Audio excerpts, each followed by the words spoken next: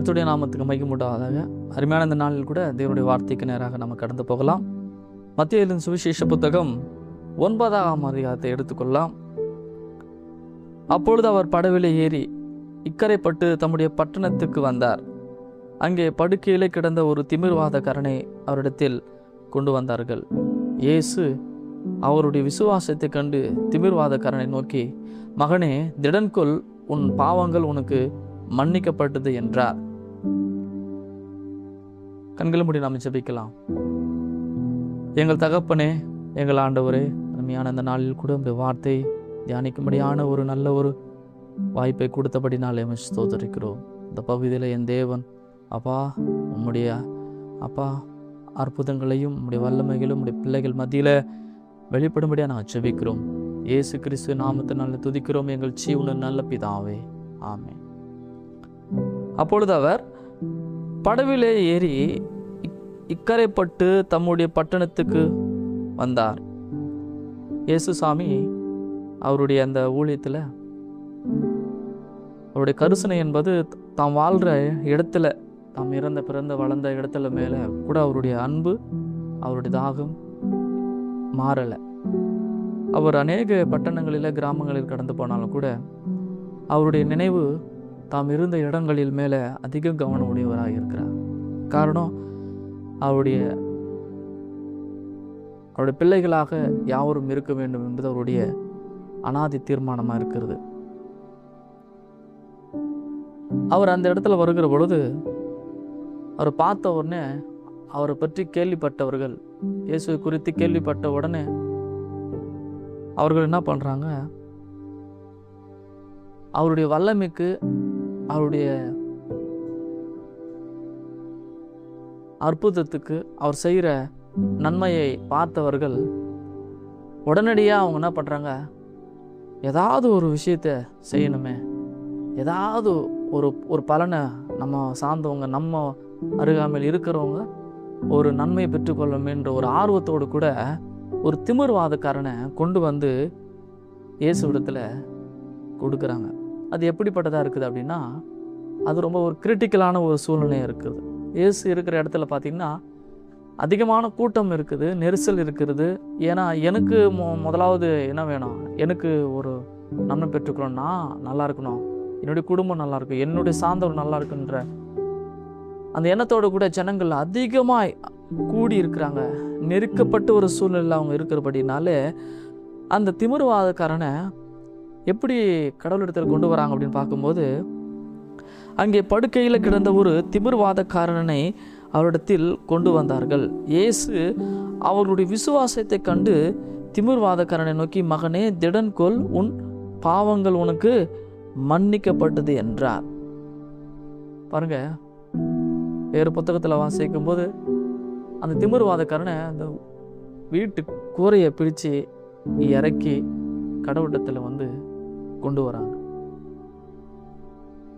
பாருங்க, அந்த மகனுடைய அந்த வியாதி, திமிர்வாதம் என்பது அவர்களுக்கு ஒரு வித்தியாசமாக இருக்கிறது. அவர்கள் அதை என்ன பண்ணுறாங்கன்னா கடவுளிடத்தில் கொண்டு வராங்க. அந்த மனுஷன் தனக்கு சுகம் கிடைக்குமா, நம்ம போய் அவரை சந்திப்போமா என்கின்ற எண்ணம் கூட அவனுக்கு இருந்திருக்காது. அதை குறித்தான கற்பனையோ அதுக்குத்தான எந்த முயற்சியும் அவர் எடுத்திருக்க மாட்டான். ஒருவேளை தேவன் அவன் மேலே இறக்கப்பட்டிருக்கலாம். அதன்படியா அவங்க என்ன பண்ணுறாங்க, அவங்க சுற்றி இருந்த நண்பர்கள், அவங்களோடு கூட இருந்த ஆட்கள் என்ன பண்ணுறாங்கன்னா அந்த மனுஷனை கொண்டு வந்து இயேசுவிடத்தில் வந்து சேர்க்குறாங்க. இயேசு அவனை பார்த்த உடனே கையை தொட்டு, காலை தொட்டு, அவனை சரீரத்தின் மேலே கையை வச்சோ தன்னுடைய அந்த வல்லமையை, தன்னுடைய அற்புதத்தை அவனுக்கு கொடுக்காம அவர் சொல்கிறார் ஒரு வார்த்தை. இயேசு அவருடைய விசுவாசத்தை கண்டு திமிர்வாதக்காரனை நோக்கி, மகனே, திடன்கொள், உன் பாவங்கள் உனக்கு மன்னிக்கப்பட்டது என்றார். எல்லாருக்கும் ஒரு கேள்வி, இவனுடைய பலவீனம் என்பது, இவனுடைய வியாதி என்பது ஒரு மருந்தா, ஏதாவது அவர் தொடும்போது அந்த பலவீனம் மாறி இருக்கலாம், அவர் பேசும்போது மாறி இருக்கலாம், ஒருவேளை அவர் ஜெபிக்கும் போது மாறி இருக்கலாம் என்கின்ற எண்ணத்தோடு தான் அவர்களுடைய முயற்சி இருந்திருக்குது, அவருடைய பார்வை இருந்திருக்கும். ஆனால் இயேசு இந்த இடத்துல சொல்லுகிற காரியம் என்னவா இருக்கிறதுனா, அந்த மனிதனுடைய பாவத்தை குறித்து சுட்டி காண்பித்து அவனோடு கூட பேசுகிறார் ஆண்டவர். அப்பொழுது அவனுடைய சரீரம் பழைய நிலைமைக்கு வருகிறது. அப்பொழுது வேத பார்வைகள் சிலர், இவன் தேவதூஷணம் சொல்கிறான் என்று தங்கள் உள்ளத்திலே சொல்லிக் கொண்டார்கள். இயேசு அவர்கள் நினைவுகளை அறிந்து, நீங்கள் உங்கள் இருதயங்களில் பொல்லாதவர்களை சிந்திக்கிறது என்ன? உன் பாவங்கள் மன்னிக்கப்பட்டது என்று சொல்வதோ, எழுந்து நட என்று சொல்வது எது எழுது என்று கேட்கிறான். நம்முடைய பார்வை என்னன்னா, நம்முடைய பார்வை, நம்முடைய கண்ணோட்டம்லாம் சரீர பிரகாரமாக செய்யக்கூடிய அந்த செயல்பாட்டை தான் நம்ம என்ன பண்ணுவோம்னா அதிகமாக பார்ப்போம். அதன்படி தான் நமக்கு நம்முடைய சூழ்நிலைகள் மாறும், நம்முடைய காரியங்கள் மாறும், நம்முடைய நிந்தைகள் போராட்டங்கள் எல்லாம் மாறும் என்று நம்முடைய கண்கள், நம்முடைய அறிவு அப்படிப்பட்டதாக இருக்கிறது, நம்முடைய பார்வை அப்படிப்பட்டதாக இருக்குது. ஆனால் நம்முடைய நம்பிக்கை அப்படிப்பட்டதாக இருக்குது. ஆனால் கடவுள் இந்த இடத்துல சொல்கிறார், உன் பாவங்கள் மன்னிக்கப்பட்டது என்கின்ற அந்த வார்த்தை என்பது அங்கே இருக்கிற அந்த வேதப்பார்கள், பரிசேயர்கள், இவங்க எல்லாருக்குமே எப்படிப்பட்டதாக இருக்குதுன்னா ஒரு கோபம் உடையதாக இருக்குது. ஏன்னா இதெல்லாம் அவங்களால தான் செய்ய முடியும். ஏன்னா அந்த வழக்கம் அப்படிப்பட்டதாக இருக்குது. ஒரு மனுஷன் பாவம் செஞ்சுட்டானா உடனே என்ன பண்ண, ஆசிரியர் கூடாரத்தில் பலிக்கான காரியத்தை கொண்டு ஆசிரியர்கிட்ட கொடுத்து அந்த பலிக்கான நிவர்த்தியை செய்யக்கூடிய வழக்கத்தின்படி காலங்கள் இருக்கிறது. ஆனால் இந்த ஒரு மனுஷன் திடீர்னு என்ன இது, எழுந்து நடை என்று சொல்லியிருக்கலாம். பாவங்கள் மன்னிக்கப்பட்டது என்பது எங்களுடைய நம்பிக்கைக்கு அவதூறாக இவர் சொல்லுகிறாரே, எங்களுடைய நம்பிக்கையை இவங்க என்ன பண்ணுறாங்க, கெடுக்கிறாங்க. எங்களுடைய நம்பிக்கை, எங்களுடைய வழிபாடு, எங்களுடைய வழி, எங்கள் மார்க்க, எங்களுடைய செயலை, எங்களுடைய பக்தியை இவங்கெல்லாம் இவர் என்ன பண்ணுறாருன்னா புறங்கூறவராக இருக்கிறாரு, தேவதூஷணம் சொல்கிறவராக இருக்கிறாரு என்று சொல்லி அவர்களுடைய எண்ணங்களில் மிகவும் ரொம்ப கோபமாகவும் கடினமாகவும் அவர்கள் பார்க்கிறதை நாம் பார்க்க முடிகிறது. அதை இயேசு அறிந்து, உங்கள் இருதயங்களில் பொல்லாதவர்களை சிந்திக்கிறது ஏன் என்று சொல்லி இயேசு அவர் சொல்லுகிறதை நம்ம பார்க்க முடிகிறது. அதான் இயேசு சொல்றாரு, இயேசு அவர்களுடைய நினைவுகளை அறிந்து, நீங்கள் உங்கள் இருதயங்களில் பொல்லாதவர்களை சிந்திக்கிறது என்ன? உன் பாவங்கள் மன்னிக்கப்பட்டது என்று சொல்வதை, எழுந்து நடவென்று சொல்வதை எது எழுது? பூமியிலே பாவங்களை மன்னிக்க மனுஷகுமாரனுக்கு அதிகாரம் உண்டு என்பதை நீங்கள் அறிய வேண்டும் என்று சொல்லி திமிர்வாதக்காரனை நோக்கி, நீ எழுந்து உன் படுக்கை எடுத்துக்கொண்டு உன் வீட்டுக்கு போ என்றார்.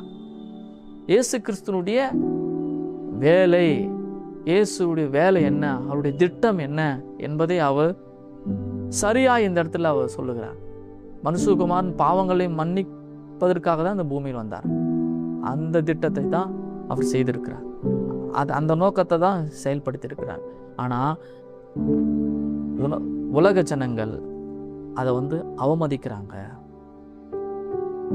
அதை ஏற்றுக்கொள்ள மறுக்கிறாங்க.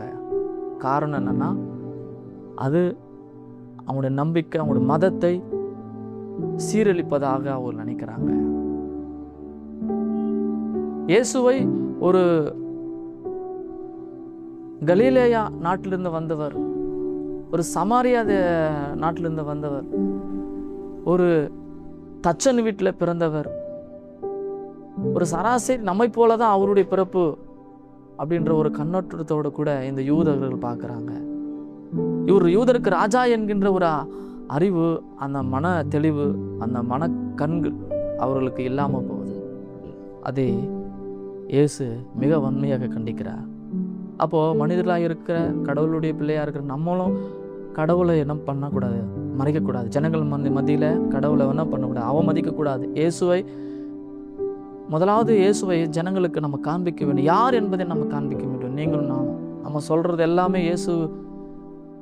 நம்ம சபையில் போய் சொல்லுவோம், கிறிஸ்து எனக்கு இந்த சுகத்தை கொடுத்தார், அந்த நோயை போக்குனாரு, இந்த கடன் தீர்ந்துச்சு. இப்படி தான் நம்ம இயேசு இடத்துல நம்ம என்ன பண்ணுறோம், அவருடைய வல்லமையை சொல்கிறோம். மாறாக அவருடைய